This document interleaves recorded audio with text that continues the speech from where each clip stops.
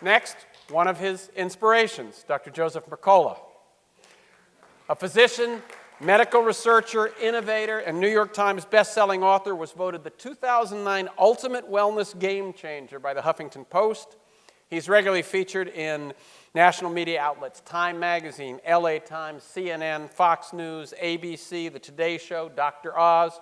Founded in 1997, his website, Mercola.com, has become the world's top natural health resource site with over 1 million subscribers to its newsletter. Dr. Mercola's mission is to transform the medical paradigm in the United States into one in which we treat the root causes of disease rather than the symptoms. He has become an indispensable champion of struggles to end censorship of truthful health information and to support patients' ability to exercise freedom of informed choice. Dr. Joseph Mercola.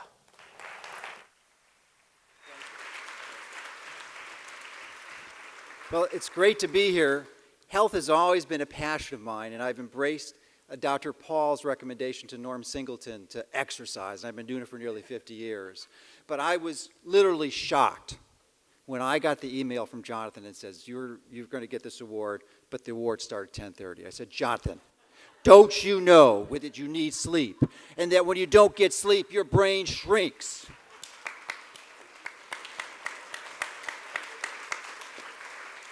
So the natural extension of my interest in health was to go to medical school.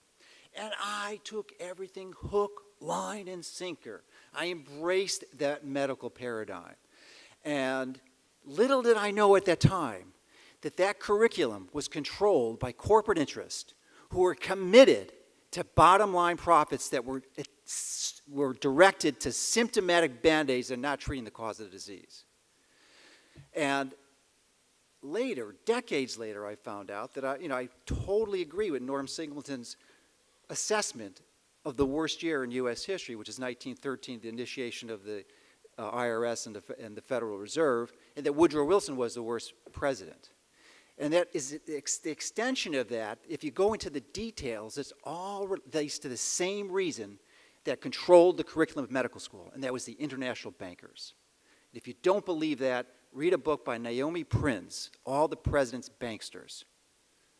And it will go and document this in incredible detail. But anyway, this is the information I learned later. So I think that's the core of these problems. And I think the key to making a dent and being a success is to understand what your passion is. My passion is health. Earlier this year, or was it last year, I can't remember now, I was invited by the Republican Party to run against Dick Durbin in Illinois for state senator. But I know my passion is not politics. My passion is health. So I chose not to run against him. Even though it would be good to do things for the health of it, because he's a pernicious force against us in this attempt to help people understand what health is. So I perceived, fortunately and grateful with so many people in this room who really were pioneers in natural medicine, people like Jonathan Wright, and others at ACAM and AEM that helped me get out of that paradigm of the conventional medicine. And I started understanding these natural principles. People started getting better, started getting healthy. And the word started to spread, and I started seeing people from not only my immediate area, but people from all over the world. And I said, this stuff is so good, we've got to share it. So I compiled all my information, put it in the newsletter, and gave it away for free. Everything I learned, if people came to see me, I would just give it away for free. And then the site grew, and we were the most visited natural health site in the world for the last 10 years, and the number 4 site in the world for all health sites, behind NIH, WebMD, and Mayo Clinic. So we have a chance to make an impact. But we're only making an impact in educating people. You can only tell them so much information. And then 3 years ago, we realized that it's time to make a change, that we need to get more aggressive, to be political, need to be activists. So we aligned, we had targeted, and we said we can't just do this generic. We have to target, we have to be specific. And we have to put our money where our mouth is. We have to support these initiatives greatly, and we formed the Health Liberty Initiative. And fortunately, we have 3 of our 4 Health Liberty partners with us tonight, and it's really their magnificent work. They've been doing this for decades, totally committed their entire lives to making impacts. And one of them, as Don mentioned earlier, is one of your heroes and really should receive an award. And stand up, Charlie Brown, who is the president of the Consumers for Dental Choice. and really has been involved with initiatives with the World Health Organization and passed a treaty that's banning the use of mercury in dentistry.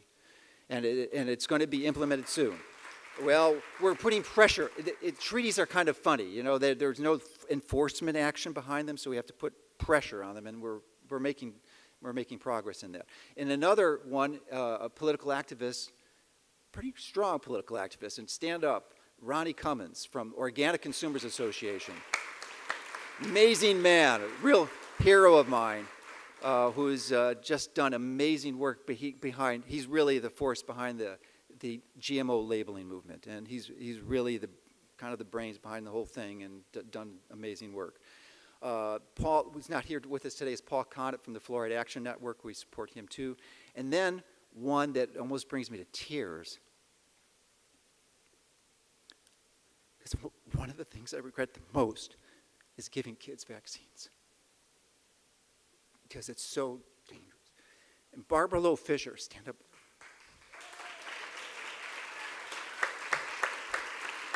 Pioneer for over 3 decades in educating people about the dangers of vaccines, and really it's not the dangers only, but giving people making an informed choice, giving them the freedom to choose, and not to be mandated to have this requirement. And then I'd like to thank also that some of my team members who are here. Steve Rye, an amazing man, who really is his strategy on steroids, and really a lot of the brains behind the GMO labeling movement and a lot of our initiatives. So Steve Rye, why don't you stand up? The brains behind Mercola.com. And then my sister, who actually started my practice with me in 1985, and we were a 2-man crew. We would wait for a patient. Like if we had 1 or 2 patients a week, it was great, you know. So Janet, why don't you stand up? My younger sister. So.